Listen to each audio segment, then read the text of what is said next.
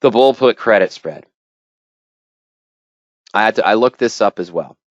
Okay, so using that same history we just looked at on the option chain to find out what the prices were for that income method number 6 and 12 combination I might have used, could have used, should have used.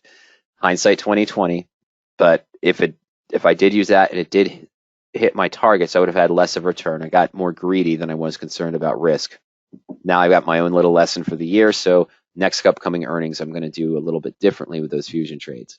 In any case, the stock on July 14th is when he opened this, and the stock was still up in that 74.75 range.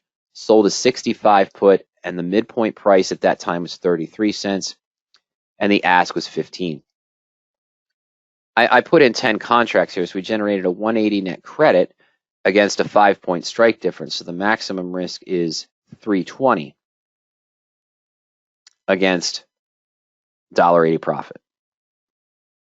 I'm sorry, yeah, no, 18 cents. My apologies. Wow. Let's just go to the profit and loss chart before I walk into that trap again, shall we?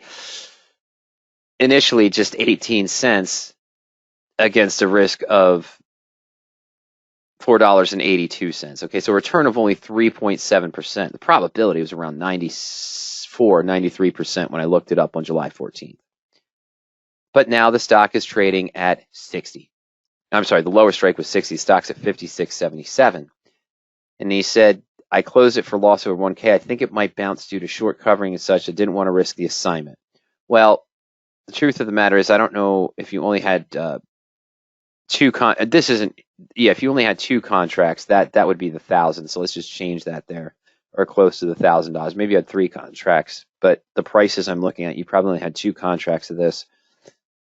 Yeah, loss of $964, $1,000 to potentially make $36. That 3.7% return. We've talked about this a lot, and there's full videos on power options in the strategy sections under bull put in the bull put playlist. 8 ways to manage a bull put credit spread, 8 ways to manage, review of 8 ways to manage a bull put credit spread, re-review, we do it, touch on it every 6 to 8 months or so. The management techniques we suggest are based on those times when the stock starts to reach within 1% or so of your short put strike price. When you got into the position, the MACD would have been positive and you were trading above the SMA 20. But now these have likely been when they start to go negative, when you see the negative MACD crossover or the stock starts to trade below its SMA 20, the metrics used to get into the position are now gone. You really don't want to let it go below the short put strike price.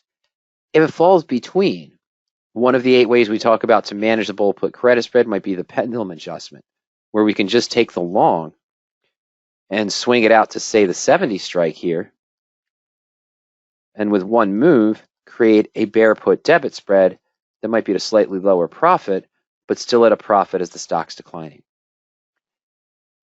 In this situation, you have 2 choices. Really. Liquidate the position as you did, or hold on to the position. A lot of people say, oh, just roll the position out and further out in time. Even if I didn't go with this high probability, so far out of the money range that Bill did with only a 3.7% return on this credit spread, I usually target around 15, 16% return. But even then, I'm taking a loss of $1,000, $964. Or, we generated 18 cents of net credit to risk 482. What bull put credit spread, even 5 or 6 months out in time on a 5-point spread, is going to yield $4.82? None.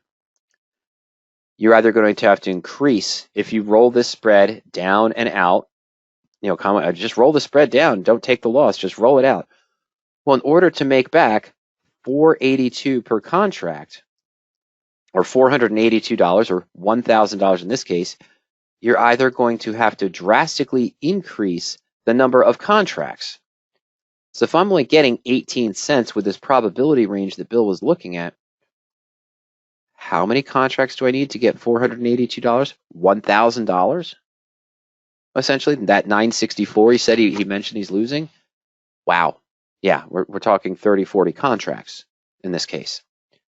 Or, which does what, of course? Well, that's going to increase the risk. So you can potentially lose a heck of a lot more than you're losing right now by simply rolling down the spread.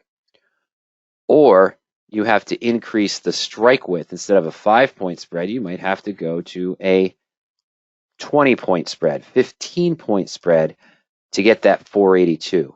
Or a combination of both, increasing the risk and the number of contracts to make up the 964 loss you took on the position.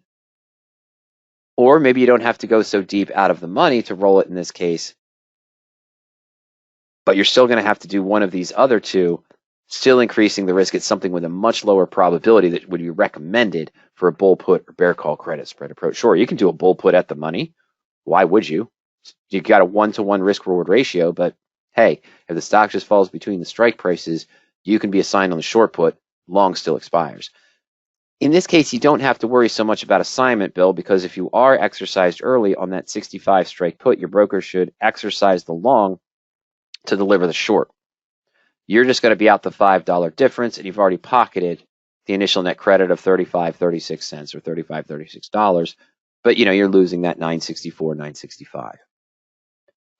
Once it drops below both strike prices due to an unknown event or due to a known event with unknown circumstances, it's better just to close the bull put credit spread in this case.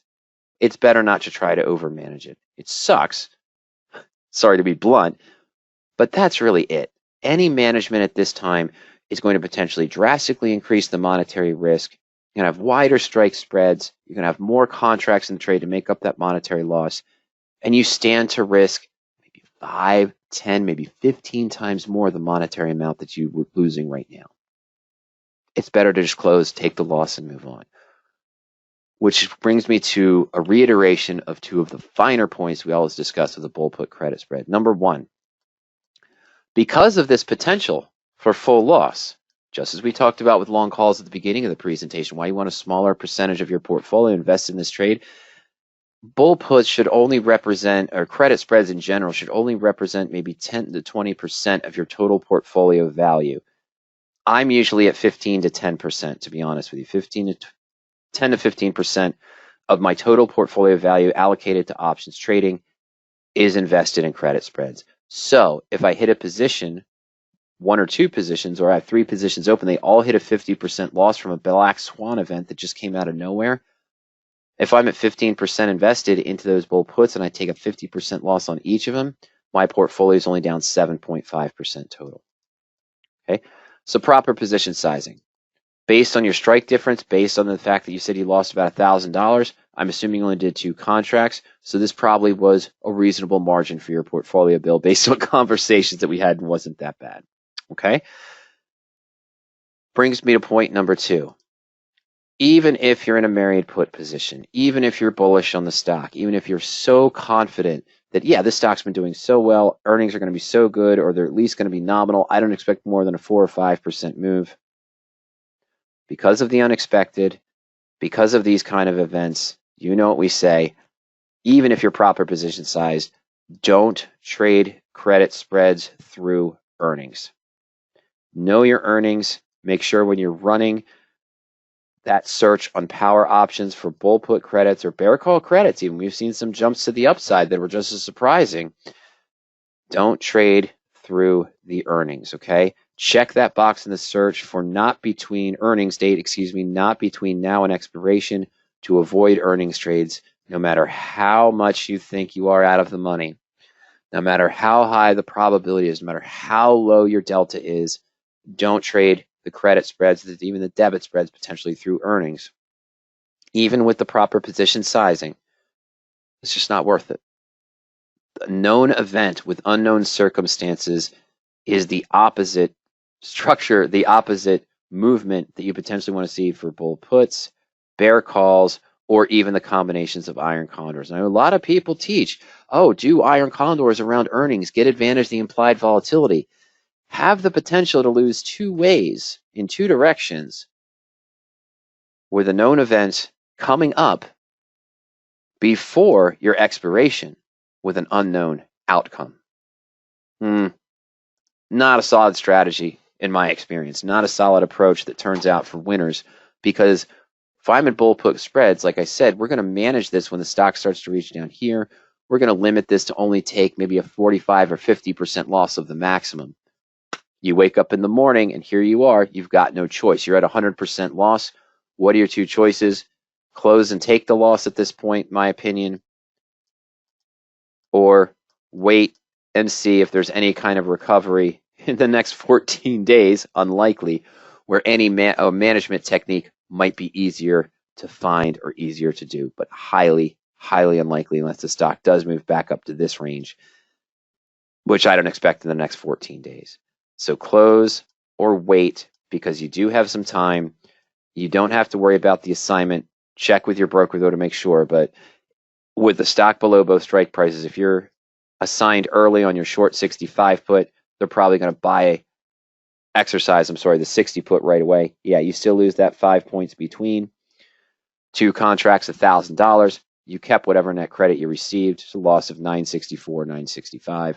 Not what we want, but one of the reasons why we advocate that you should not trade credit spreads, even inside the married put. You did it on Fortinet, so you're trying to hedge maybe a little bit of the married put loss with this bull put.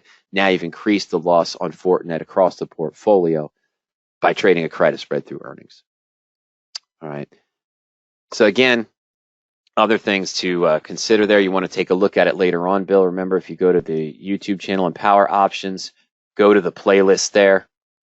And let's check out Bull Put Credit Spreads View Full playlist. The basics, beyond the basics, tools, other concepts and so forth. But 8 ways to manage a bull put credit spread, pendulum adjustment for bull put credit spreads, clarifying stops, which is some more information there for you. But the 8 ways there, again, I'm pretty blunt in that discussion that these are for when the stock is getting near your short put strike price. The metrics are changing from the technicals that you use to get into the position. Once it blows through both strike prices, you're left with those two choices. You're not going to be able to just roll the spread down and out without increasing the number of contracts and drastically increasing the risk, or the strike difference, or both. And sometimes it's just better to take the loss and move on. A lot of times it's better just not to play the credit spreads through the earnings event.